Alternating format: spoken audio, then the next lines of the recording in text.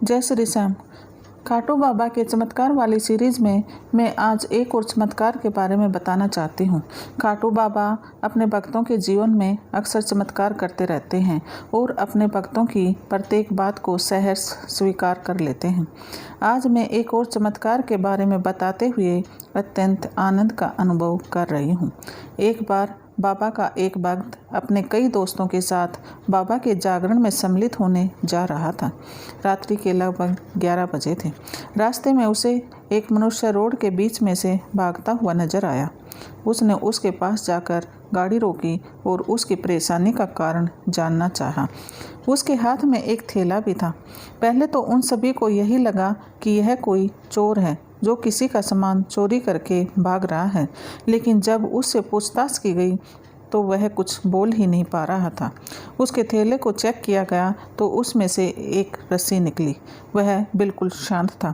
उस वक्त और उसके दोस्तों ने उसकी तलाशी ली, लेकिन उस अनजान मनुष्य ने कोई विरोध नहीं किया। वह बिल्कुल ही हताश और निराश था।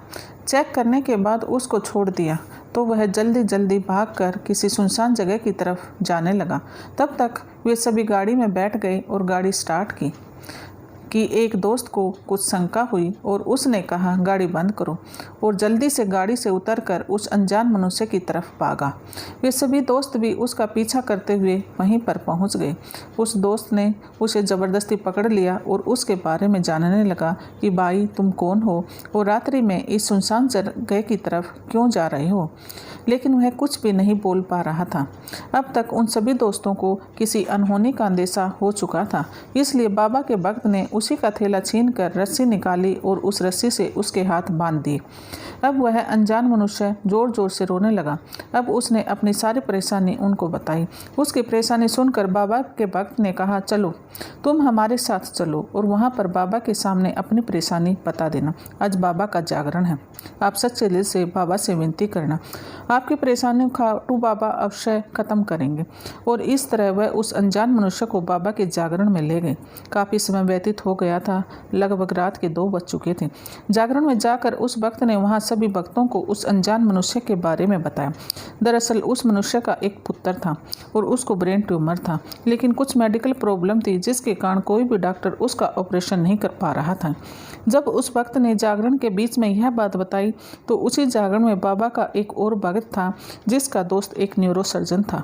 उसने उसी समय अपने उस दोस्त से बात की और उसका ऑपरेशन करवाने के लिए उसकी जिम्मेदारी ली और उस भक्त ने उसके पुत्र का पूरा इलाज करवाया। ये बाबा की ही कृपा थी कि उसका ऑपरेशन सक्सेस हुआ और आज वही लड़का MBBS कर रहा है। ये बाबा का ही चमत्कार है जो अपने भक्तों पर किसी न किसी तरह से करते रहते हैं। अगर बाबा की जीवनी के बारे में जानना है तो मेरे द्वारा लिखी हुई पुस्तक कलयुग के राजा बाबा श्याम पढ़ सकते हो, जिसका Amazon affiliate link description box में दिया गया है। अगर आपकी कोई इच्छा पूरी नहीं हो रही हो तो सच्चे दिल से इस पुस्तक का पाठ कीजिए। आपकी मनोकामना मेरे बाबा अवश्य पूरी करेंगे। अगर किसी को बाबा से जुड़े सवाल पूछने हैं तो कमेंट अवश्य कीजिए। जय श्री श्याम।